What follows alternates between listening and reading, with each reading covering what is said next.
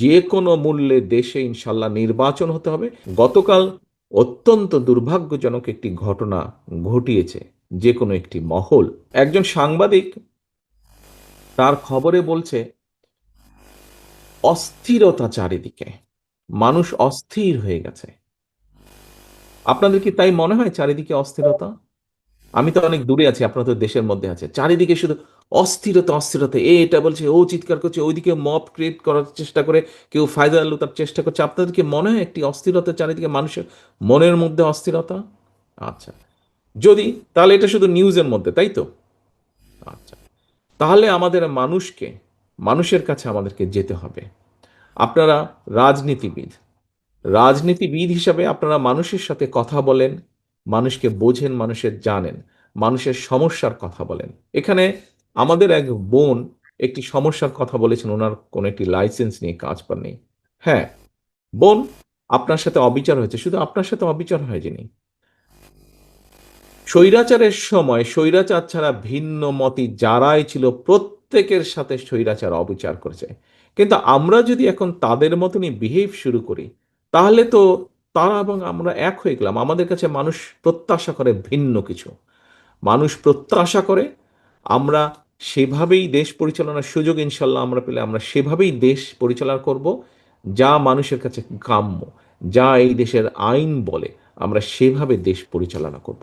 এখন প্রিয় সহকর্মীবৃন্দ, বসে থাকলে আমাদের চলবে না। গতকাল অত্যন্ত দুর্ভাগ্যজনক একটি ঘটনা ঘটিয়েছে যে কোনো একটি মহল। তার কিছুদিন আগে আমরা দেখেছি চট্টগ্রামে আমাদের একজন প্রার্থীর উপরে একই রকম ঘটনা ঘটেছে। এই ঘটনাগুলা দিয়ে কেউ কোনো ফায়দা লোটার অবশ্যই তো চেষ্টা করছে, তাই মনে হয় না আপনাদের? তাই তো অবশ্যই, অবশ্যই ফায়দা লোটার চেষ্টা করছে। আজকে আপনাদের সামনে আমরা যেই বিষয়গুলো উপস্থাপন করেছি, যেই 8টি বিষয় উপস্থাপন করেছি, জনগণের যেগুলোতে ভাগ্যের পরিবর্তন হবে, আপনারা হাত তুলে সকলে বললেন যে এই কাজগুলো যদি আমরা শুরু করতে পারি, তাহলে অবশ্যই দেশের মানুষের ভাগ্যের পরিবর্তন ঘটবে।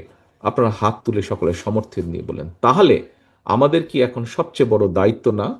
আমাদের এখন সবচেয়ে বড় দায়িত্ব হচ্ছে যে এই প্রত্যেকটি শব্দ, প্রত্যেকটি কথা, প্রত্যেকটি পরিকল্পনা মানুষের দোরগোড়ায় নিয়ে যাওয়া, মানুষের দোরগোড়ায় নিয়ে যাওয়া। বিএনপির একজন কর্মী হিসাবে, বিএনপির একজন নেতা হিসাবে, বিএনপির একজন অ্যাক্টিভিস্ট হিসাবে দোরগোড়ায় নিয়ে যাওয়া। এবং শুধু দোরগোড়ায় নিলে হবে না, দোরগোড়ায় নেওয়াটা হচ্ছে ফার্স্ট স্টেপ, প্রথম পর্ব। দ্বিতীয় পর্ব কি? আপনি যদি রিয়েলি বিশ্বাস করে থাকেন, আমার ওই নেতা যেরকম বলেছে যে ফ্যামিলি কার্ড এবং কৃষক কার্ড এটি খুব পপুলারিটি পেয়েছে, এটি মানুষ গ্রহণ করেছে। মানুষ যখন গ্রহণ করেছে, তার মানে আমরা সঠিক কাজটি করেছি। তাহলে এই কাজের বাস্তবায়ন ঘটাতে হবে। তাহলে এই কাজের বাস্তবায়ন ঘটাতে হবে। বাস্তবায়ন কিভাবে ঘটানো সম্ভব? বাস্তবায়ন ঘটানো সম্ভব যে কোনো মূল্যে দেশে ইনশাল্লাহ নির্বাচন হতে হবে, এবং সেই নির্বাচনে আপনার পক্ষে রায় নিয়ে আসতে হবে জনগণের। জনগণের সমর্থন আপনার পক্ষে নিয়ে আসতে হবে।